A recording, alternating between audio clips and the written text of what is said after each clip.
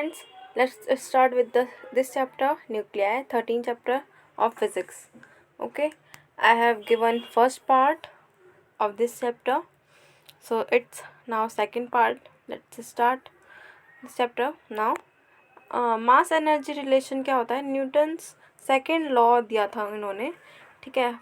अगर कोई फोर्स है एक बॉडी पे, मतलब क्या कर रही है, एक्ट कर रही है, तो फिर उसको डिफाइन कैसे करेंगे? Rate of change of momentum.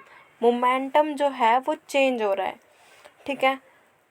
जैसे कि ये फॉर्मूला आपके सामने दिया हुआ है कि F equals to D into में है mv/dt। तो आपको फॉर्मूला पता होगा, मतलब मल्टीप्लाई करते हैं तो पहले m को लेंगे, फिर dv लेंगे, d इंटू वी कर देंगे और dt कर देंगे। कभी m मतलब v बाहर ले लेंगे तो m से मल्टीप्लाई कर देंगे dm की, dm/dt ऐसा हो जाएगा। ओके, तो फिर हम इसको आगे क्या कर रहे हैं? डिफ्रेंशिएट कर रहे हैं। ओके, तो फिर इसको डिफ्रेंशिएट करेंगे। आपको जैसे कि पता है कि डी के दे रखा है यहाँ पे डी के क्या है? यहाँ पे डी के है work. Okay, work equals to क्या होता है? F into D X, distance, ठीक है। फोर्स इंटू डिस्टेंस होता है, इक्वल्स टू एम वी। ऊपर का जो फॉर्मूला था वही यहाँ पे दोबारा रख दिया है। फिर डी के का एम डी वी, यही लिखा है। डी एक्स की जगह आप डी वी रख दिया है। ओके, और डी एम रख दिया है। नाउ इससे मतलब ऊपर को सॉल्व करेंगे तो ये वाला फर्स्ट इक्वेशन बन जाएगा।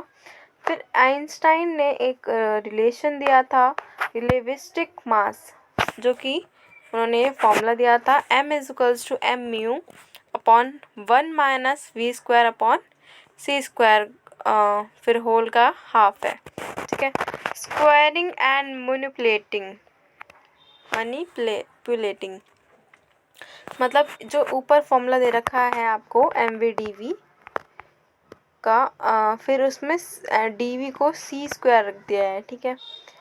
तो फिर यहाँ पे सी स्क्वायर रख दिया, तो ये हमने इसको स्क्वायर कर दिया है दोनों साइड, ठीक है। फिर डिफ्रेंशिएट कर देंगे तो पहले एक का डिफ्रेंशिएशन होगा, फिर एक का नहीं होगा, ठीक है।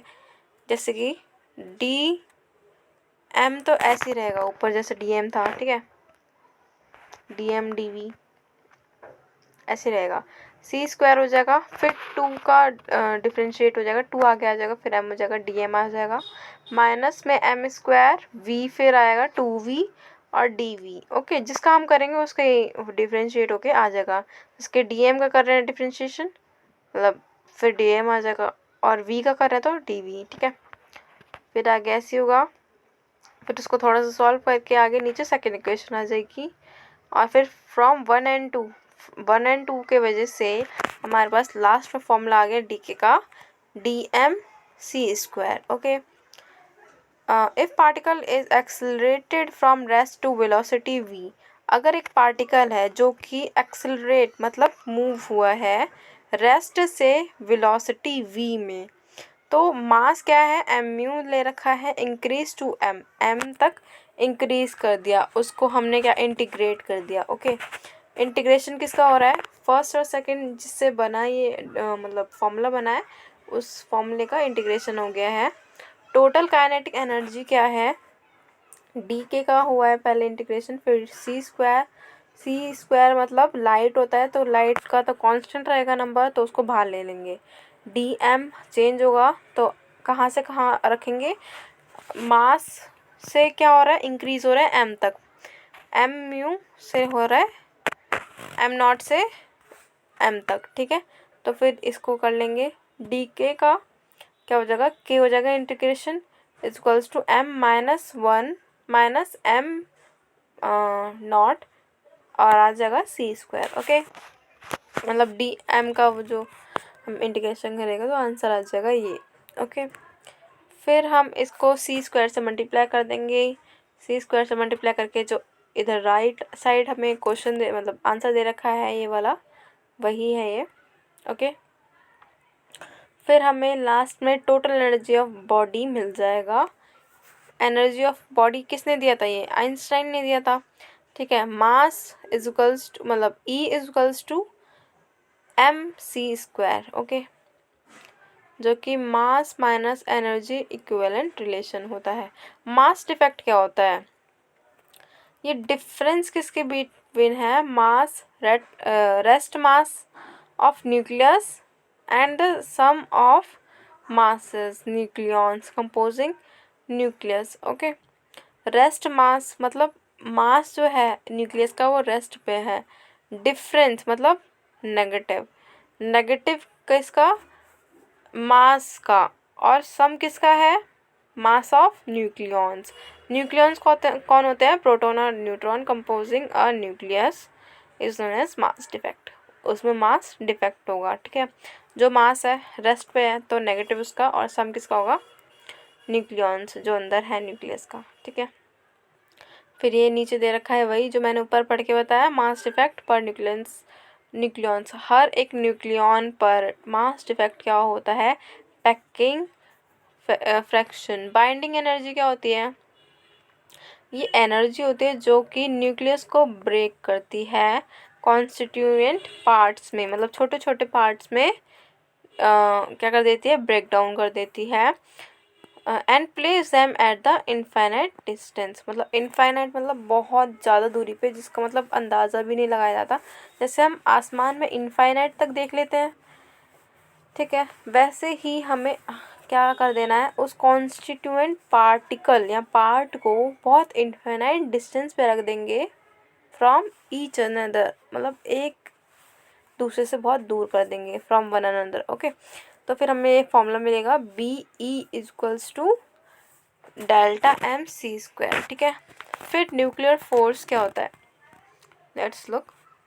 दे are forces between P and P।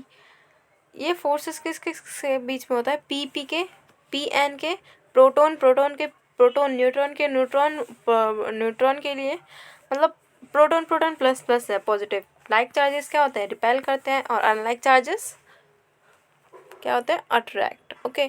Nucleus में यही फोर्स को क्या बोलते हैं? Nuclear force. They can be explain by meson theory. Meson ji ने थ्योरी दी थी, ओके। क्या दिया था? 3 काइंड्स ऑफ मैसन है, ठीक है। पॉजिटिव को पाई प्लस बोला गया है, और नेगेटिव को पाई नेगेटिव दे रखा है, ओके। एंड न्यूट्रल को पाई 0 दे रखा है, ओके। न्यूट्रल मतलब पॉजिटिव और नेगेटिव का जो नंबर है वो सेम है, तो पाई 0 दे रखा है। और अगर नेगेटिव मतलब इलेक्ट्रॉन ज़्यादा हो, न्यूट्रॉन में तो चार्ज ही नहीं होता, इलेक्ट्रॉन ज़्यादा हो तो नेगेटिव आ जाएगा, और प्रोटॉन ज़्यादा होंगे तो पॉजिटिव हो जाएगा। वैसे नेगेटिव मतलब प्रोटॉन और इलेक्ट्रॉन जो होते हैं सेम ही होते हैं, ओके। अच्छा, pi plus and pi negative जो हैं इतने बड़े हैं किससे? इलेक्ट्रॉन से, ठीक है। और जो पाई 0 है वो किससे बड़ा है? इतना बड़ा है इलेक्ट्रॉन से, मतलब 264 टाइम्स हैवियर। हैवियर मतलब भारी है, ठीक है, इतना भारी है इलेक्ट्रॉन से। ये नंबर याद रख लेना, ओके। न्यूक्लियॉन्स प्रोटॉन्स, न्यूट्रॉन्स क्या होते हैं? प्रोटॉन और न्यूट्रॉन से बनते हैं, जो कि सराउंडेड किससे होते हैं? मैसन। मैसन मतलब पॉजिटिव, पाई नेगेटिव, पाई 0, ये सब जो होते हैं वो सराउंडेड होते हैं किससे? मतलब जो प्रोटॉन है और न्यूट्रॉन है वो मतलब एक दूसरे मतलब इसके सराउंडेड होते हैं मैसन के, ओके। नेक्स्ट पॉइंट क्या है? Main points of meson theory. Meson ने क्या दिए? थ्योरी दिए क्या चीज़ की? जो न्यूट्रॉन है न्यूक्लियॉन्स में, वो जो है वो चेंज होता रहता है, मतलब एक दूसरे में मतलब चेंज होते रहता है। प्रोटॉन न्यूट्रॉन बन जाता है कभी, और न्यूट्रॉन प्रोटॉन बन जाता है, ओके। तो फिर ये क्या होता है? ये एक्सचेंज फोर्स मतलब जनरेट करता है and keep them bounded. Bounded मतलब प्रोटॉन न्यूट्रॉन में बदल जाता है, मतलब अनचार्ज हो जाता है, तो वो मतलब बाउंडेड कर देता है एक दूसरे को, इसलिए होता है ये।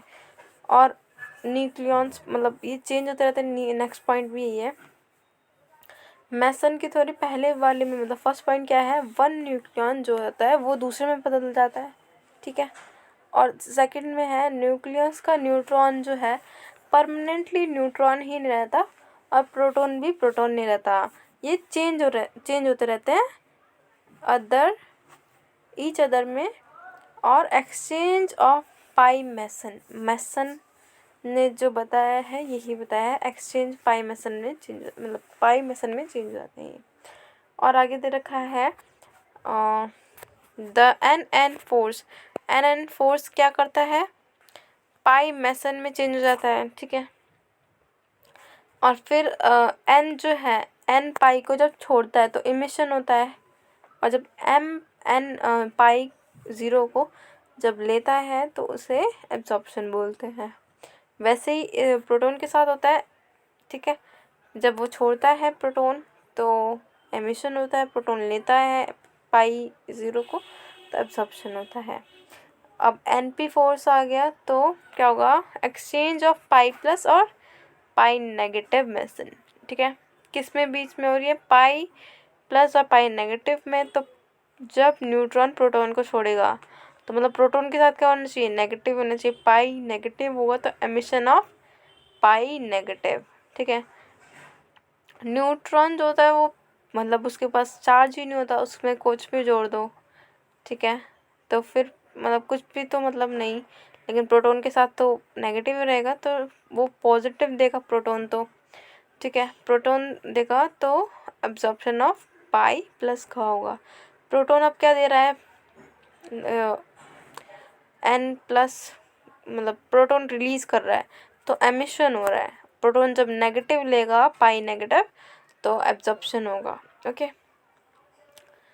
तो फिर जो टाइम जो लेता है इन्वॉल्व इन सच एक्सचेंज, जो टाइम लेता है जो कि बहुत छोटा होता है, that the free meson particle can not be detected as such, उसको हम डिटेक्ट भी नहीं कर पाएंगे कि क्या हुआ है, कैसे एक्सचेंज हो गया। जैसे कि गिरगिट जो है ग्रास में गिरते ही कलर बदल देती है, वैसे ही ये होते हैं, ठीक है। हम पहचान भी नहीं पाएंगे कब ये एक्सचेंज हो गया न्यूट्रॉन का पाई प्लस या पाई नेगेटिव में, मतलब पाई प्लस ही होगा और प्रोटॉन का पाई नेगेटिव में। तो बाइंडिंग एनर्जी क्या होती है, बाइंडिंग एनर्जी जो होती है वो टोटल एनर्जी न्यूक्लियॉन्स की वो डिवाइड कर देती है, मतलब न्यूक्लियॉन्स जो होते हैं उसकी एनर्जी को क्या कर देते हैं, डिवाइड कर देते हैं, ओके। बी के ऊपर बार है, मतलब जो बाइंडिंग एनर्जी है उसको डिनोट करा जाता है बी बार। बी बार की वैल्यू क्या होती है, बी ई अपॉन न्यूक्लियॉन्स, ठीक है। इसको हम ये भी बोलते हैं delta M C square upon A, okay. फिर यहाँ पे बाइंडिंग एनर्जी का कर्व हमें दिखा रखा है कि कैसा होता है, okay. So let's look the graph. Graph में बता रखा है कि मास नंबर है और ये किसका ग्राफ है, एवरेज बीई पर न्यूक्लियॉन्स। फिर सारे जो हमारे जितने भी होते हैं ये जो ये कौन सा ब्लॉक है, एफ एन ब्लॉक है, एफ और डी ब्लॉक है आई थिंक, यस, ठीक है। एफ डी ब्लॉक है और नीचे है एस ब्लॉक थोड़ा सा, H1 H2 He3 hydrogen helium होता है ना, फिर lithium beryllium boron carbon nitrogen oxygen, फिर नियॉन मतलब ऑक्सीजन कार्बन ऑक्सीजन नाइट्रोजन, मतलब कार्बन नाइट्रोजन ऑक्सीजन ऐसे कुछ होता है, फ्लोरीन नियॉन, ठीक है, ऐसे होता है। तो फिर यहाँ पे ऐसे दे रखा है कि ये क्या हो रहा है, न्यूक्लियॉन्स चेंज हो रहे हैं किसकी वजह से, मास नंबर की वजह से, ठीक है। इनका मास कहाँ आ रहा है। फिर अगर हम देखें कि एफ ई का सबसे ज़्यादा क्या आ रहा है, reason of maximum stability. Stability कहाँ से वो कहाँ हो रही है, एफ ई से लेकर एस आर के ए एस तक हो रही है, ठीक है। एफ ई से कांस्टेंट ज़्यादा मतलब वो नीचे नहीं जा रहा है, तो हम ऐसा देखें तो ये बहुत कांस्टेंट है, ठीक है। अगर नेबर को देखें, CU को देखें, तो वो काफ़ी कम चेंज हुआ है, ठीक है। तो ये स्टेबिलिटी पॉइंट है किसका, FE का। स्टेबिलिटी, सब स्टेबिलिटी गेन करना चाहते हैं, यस। तो वैसे ही सब क्या करते हैं, कुछ एनर्जी लूज़ करके या कुछ एनर्जी लेकर क्या कर लेते हैं, स्टेबिलिटी मेंटेन करते हैं। तो FE का तो स्टेबिलिटी मेंटेन्ड है, ओके। CU का भी, AS का भी, ओके। फिर नीचे चलते हैं, special feature of binding energy का देखते हैं। न्यूक्लियॉन्स जो होते हैं वो बहुत लाइट होते हैं, ठीक है।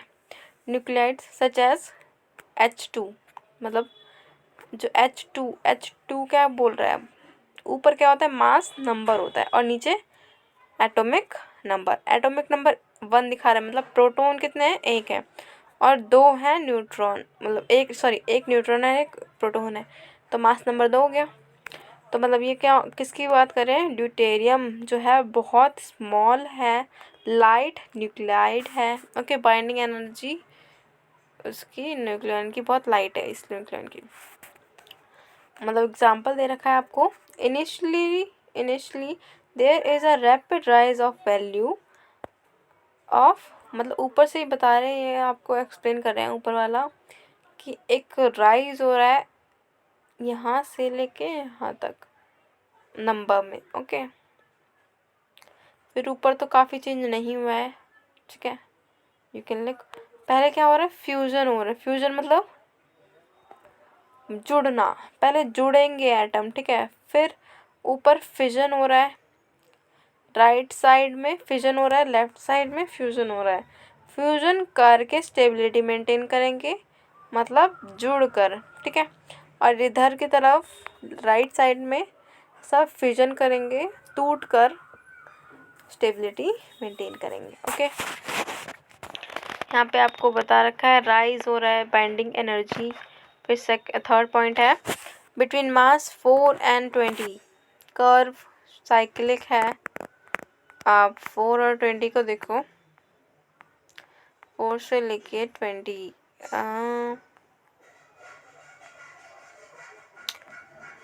H को देखो, वहाँ से लेकर 20 तक राइज काफ़ी ज़्यादा है, ओके। NE तक ज़्यादा है, ठीक है। यही बता रखा है आपको। यहाँ पे दे रखे भी हैं आपको कॉरस्पॉन्डिंग HEBE, मतलब helium, beryllium, carbon, oxygen, nitrogen नहीं, हाँ नाइट्रोजन नहीं दे रखा, नियॉन दे रखा है, ओके। यहाँ तक हुआ है। दिस शोज BE पर nucleon is these nuclide are greater. तो इससे मतलब क्या करें, न्यूक्लियाइड जो है, न्यूक्लियॉन्स यहाँ पर ग्रेटर है, ज़्यादा है, ठीक है। इमीडिएट नेबर्स जो हैं काफ़ी दूर दूर हैं, ठीक है। और फॉर्म्ड बाय अल्फ़ा पार्टिकल्स, ये कैसे न्यूक्लिया कैसे बनते हैं, अल्फ़ा पार्टिकल से बनते हैं। और प्रीसीडिंग मतलब आगे nucleus, to the preceding nucleus, आगे मतलब अलग अलग नेबर्स होते हैं ना, मतलब आगे बढ़ते जाते हैं, तो अल्फ़ा पार्टिकल्स भी ऐड ऑन होते जाएंगे। आफ्टर 20, मतलब अगर 20 ए क्या है, मास नंबर 20 से आगे जाएं, तो there is gradual increase in BE में ज़्यादा है। पहले किस में इंक्रीज हो रहा था, मास नंबर में, now increase in what, BE, ठीक है। BE का इंक्रीज हो रहा है, इधर कांस्टेंट हो रहा है, कहीं पे कांस्टेंट है, फिर नीचे जा रहा है, गिर रहा है ग्राफ, फिर ऊपर चलते हैं।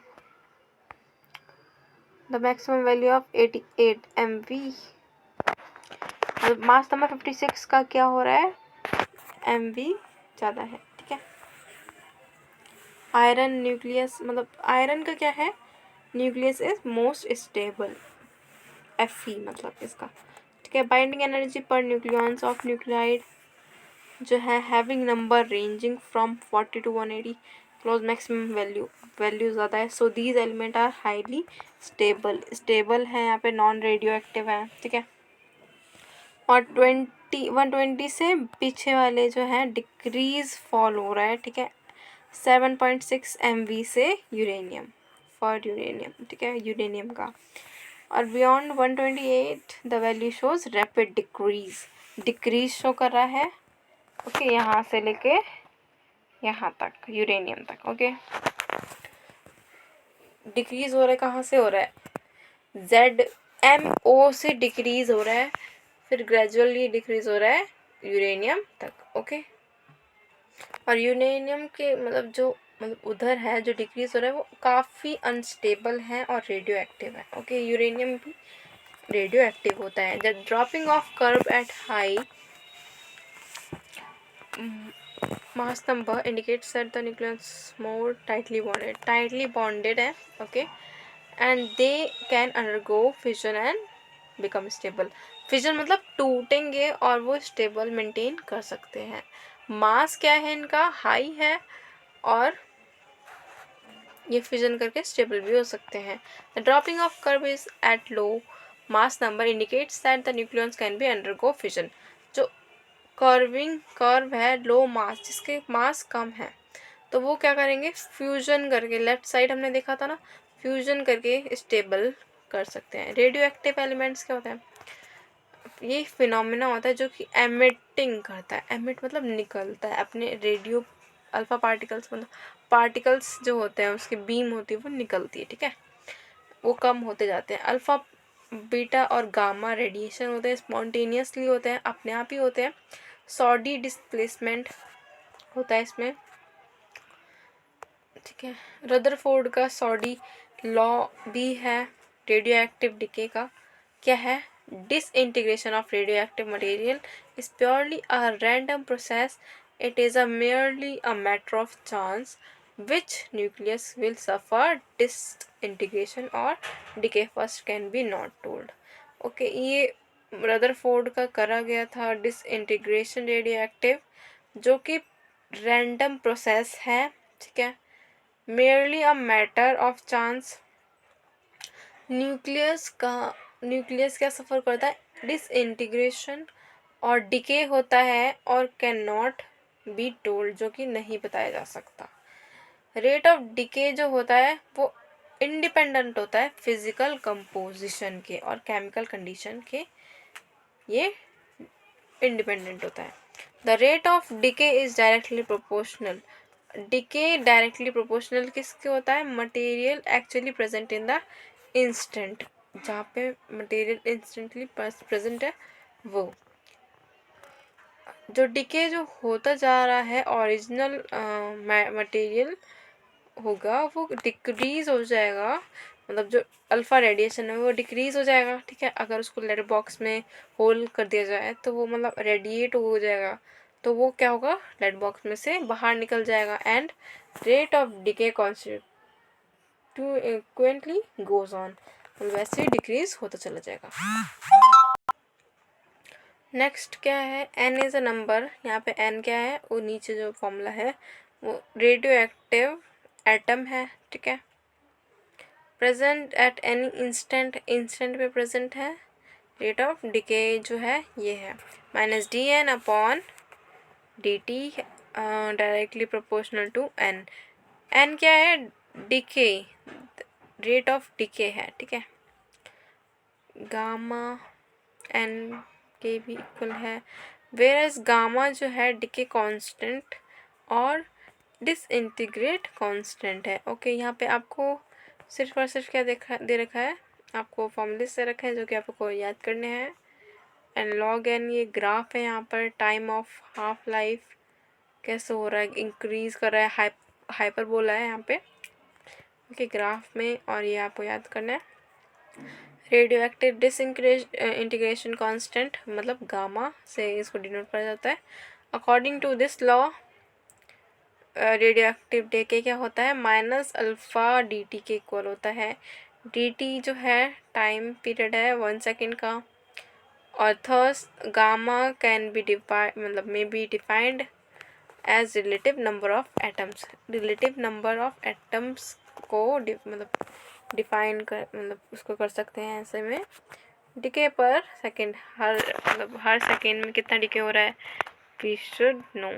अगेन सिंस फिर यही है, आपको दे रखा है formula is thus alpha मतलब wavelength में also be defined as reciprocal of this, मतलब ये आपको सिर्फ और सिर्फ क्या दे रखा है, formulas half life of period time required for the integration of high amount of radioactive substance। Half life क्या होता है ये बता रखा है, ये टाइम रिक्वायर करता है फॉर डिसइंटीग्रेशन कितना हो रहा है, ठीक है। हाफ लाइफ क्या होता है, अमाउंट होता है कितना रेडियो एक्टिव सब्सटेंस जो है ओरिजिनली कितना प्रेजेंट है, थोड़ी थोड़ी देर बाद हम चेक करते रहते हैं कितना ठीक है हो गया है। टी इज हाफ, टी क्या है, हाफ लाइफ है। देन ये आपको फॉर्मूला दे रखा है कुछ, time T is which material changes from N to N not to N, फिर टी का formula number of atoms left behind after half life, कितने एटम्स बच गए हाफ लाइफ के बाद, फिर वो बताएंगे। फिर यहाँ पे फॉर्मूला दे रखा है आपको, unit of radioactive, the curl curie, the activity of radioactive substance is said to be 1 curie, कितना होता है रेडियो एक्टिव, इतना होता है 3.7 इंटू 10 की पावर 10 डिसइंटीग्रेशन पर सेकंड, हर सेकंड पे इतना डिसइंटीग्रेट होगा, ठीक है। 1 क्यूरी कितना इक्वल होगा, इसके इतना होगा पर सेकंड का दे रखा है आपको। रदरफोर्ड ने क्या करा था, एक्टिविटी करी थी ऑफ रेडियो एक्टिव सब्सटेंस, जो कि 1 रदरफोर्ड जो है अंडरगोज 10 की पावर 6 डिसइंटीग्रेशन पर सेकंड। एक रदरफोर्ड जो है किसके अंदर जाएगा, 10 की पावर 6 के डिसइंटीग्रेशन अपॉन मतलब सेकंड पर सेकंड होगा। फिर द एक्टिविटी बैक्यूरल एक साइंटिस्ट है, उन्होंने करा था ये radio active substance is said to be 1 becquerel, मतलब ये आपको दे रखा है 1 बैक्यूरल किसके इक्वल होगा, 1 डिसइंटीग्रेशन पर सेकंड, ओके। फिर आपको यहाँ पे वो दे रखा है ऊपर जो आपको फॉर्मूले दे रखे थे, मतलब 1 क्यूरी कितना है, रदरफोर्ड का कितना है, बैक्यूरल, ठीक है, okay. So till then meet you in next lecture, till then bye bye।